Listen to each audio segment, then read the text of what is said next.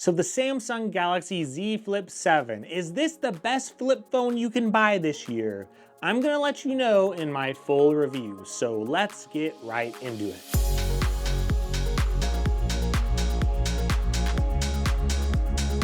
So the Z Flip 7 really has a lot of improvements over the Z Flip 6. And even though the Motorola Razr Ultra is out there and technically it does beat the Z Flip 7 in some of the benchmarks and everything like that, it is a very good phone, that Razr Ultra. I still think the Z Flip 7 is technically the best foldable you could buy, but it does come at a little bit of a hefty price. $1,099 for this foldable. So the price has gone up from the Z Flip 6, and we don't get upgraded cameras. We don't really get a ton of upgrades. What we are getting is a much better cover display that's larger, and we are also getting a wider phone with a better refresh rate on that cover display, and a little bit of improvements to the design of the phone, as well as a larger battery. But that's really it this year. It's not a major groundbreaking improvement, but it will seem like it whenever you try out that cover display for the first time. Getting a huge, large cover display on the outside of this folding phone, it is a really big deal.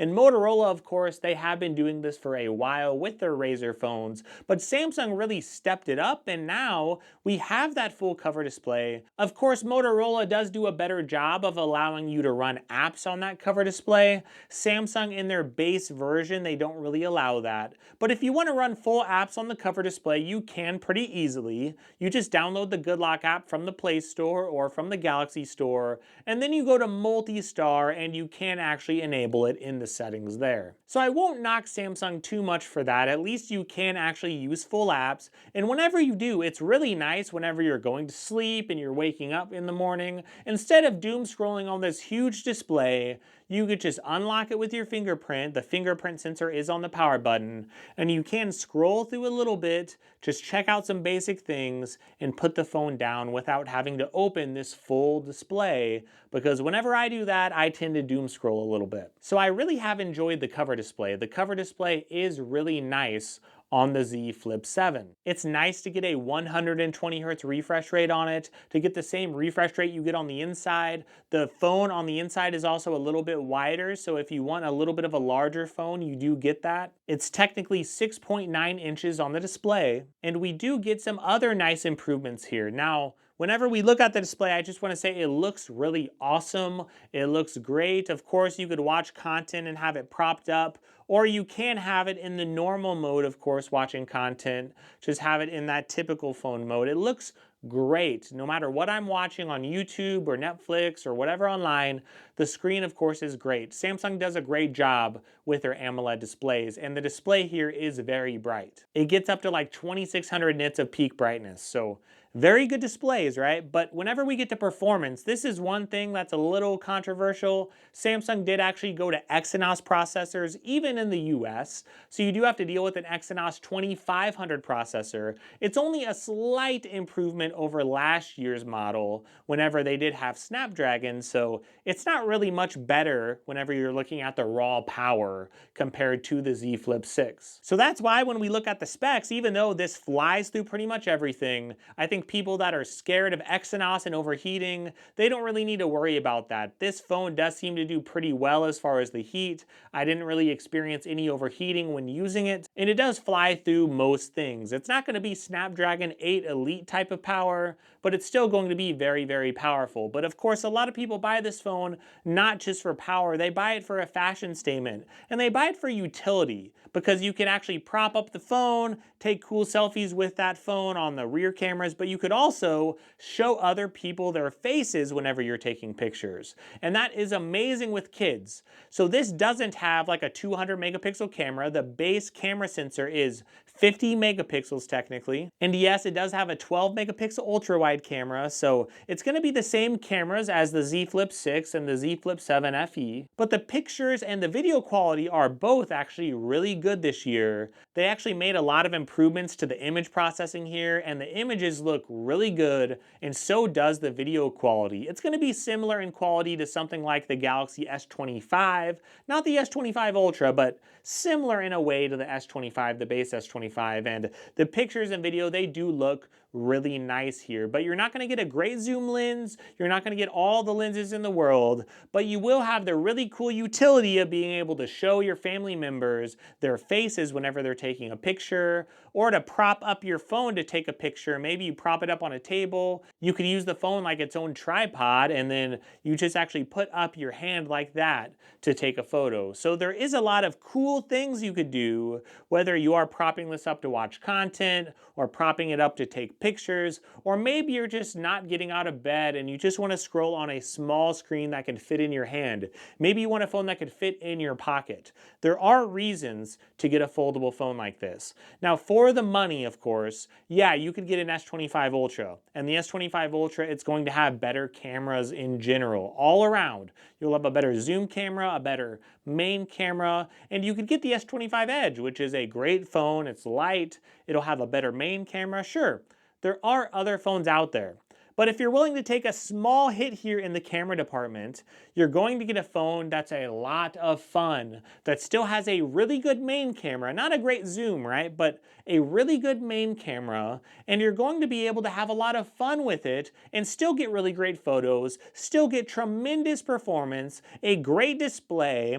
Yeah, you're going to have to deal with a little bit of a crease in the middle of the screen. I don't think you're going to notice it much. Yeah, you have to deal with the screen protector that is built into the screen, and you don't want to take that off technically. You want to protect your screen. There are some things that you have to deal with. But in exchange, you're getting an awesome phone with a lot of fun. I think a lot of people are going to love the accessories they could buy for this. They're going to love what they could do with this phone just for fun. It's a really awesome phone that a lot of people should consider buying. And the battery is also good as well, 4,300 milliamps. The battery life has been very good in my testing. I was able to get through most days, no problem. And the Z Flip 6 or the Z Flip 7 FE, the battery life is a little bit worse on those phones.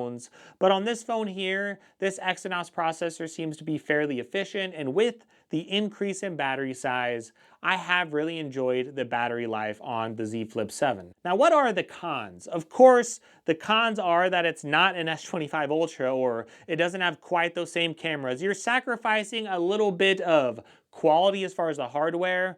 You're sacrificing the latest and greatest Snapdragon 8 Elite, which most people don't need that power anyway, and you're exchanging it for a phone that's still more than fast enough, right? But then it's a little more fun. You're exchanging a great zoom camera or the absolute best main camera on a Samsung phone, and you're exchanging it for a camera that's still super good, but it's also funner, and it's a little better for utility. Again, if you want your kids to smile in your photos, you'll get better photos that way. You'll make up for it with your selfies because you could take selfies with that rear camera. So you're sacrificing some of the better hardware for the fun and the utility, but still getting a top-of-the-line phone. The Z Flip 7, I really do think it's the best foldable you can buy.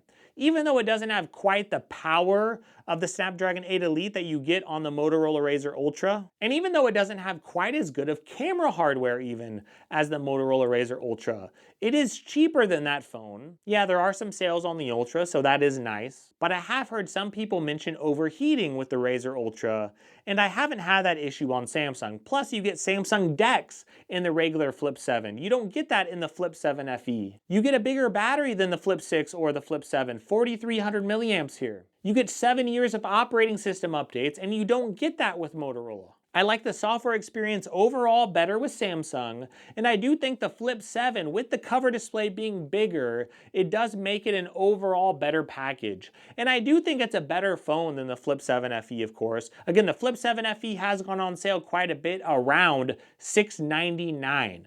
And if you find a Flip 7 FE for that, if you don't mind a worse cover display, a smaller cover display that's only 60 Hz, if you don't mind an Exynos 2400 instead of a 2500, there are reasons to save that money and to get a phone that's a little bit easier to hold in the hand at the expense of having a worse cover display. But it is a really good phone. It's a forgotten edition, but it's good for bargain hunters. But if you want the best flip phone out there, if you want the best flipping phone from Samsung, I do think that is going to be in the Z Flip 7. So there's a good value option for you, and there's a good premium option for you. Now I would wish, and I really do wish in future years, that they would, especially if they're going to charge $1,100, I wish they would actually include the 200 megapixel main camera from the S25 Ultra. If they did that, this would be by far my recommendation to everyone.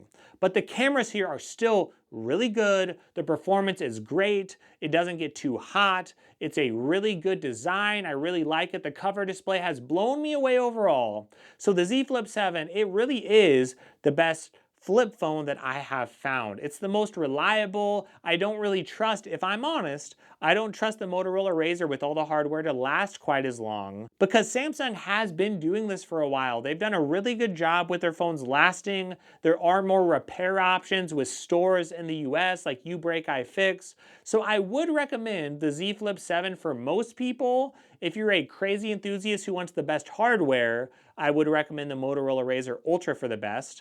If you're wanting to save the most money and just try out a foldable, I would recommend the Z Flip 7 FE or the Motorola Razr 2025. All of those flip phones are very good.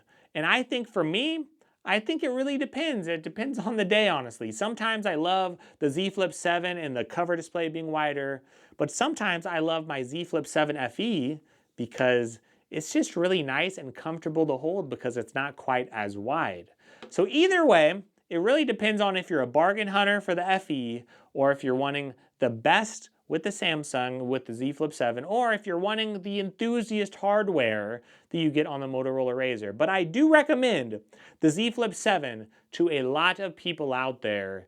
And honestly, phones have gotten a little bit boring. And if you're wanting to spice up your life with phones, I would recommend getting a foldable phone nowadays. I really have turned the corner there, and I would recommend just trying something different, trying something unique, and trying something fun, because these regular slab phones are getting really boring for me, and I am just excited about the future of foldable phones. Hopefully this review has helped you out. If it has, please give me a like and give me a sub. That would mean a ton to my channel. Another thing you could do is check out some other videos if you get time, of course. I've covered the Z Flip 7 FE and a lot of other foldables and a lot of Android tablets. So check those things out if you get a little bit of time. I hope you have a great day, and no matter what you're going through in life, I hope you enjoy your week.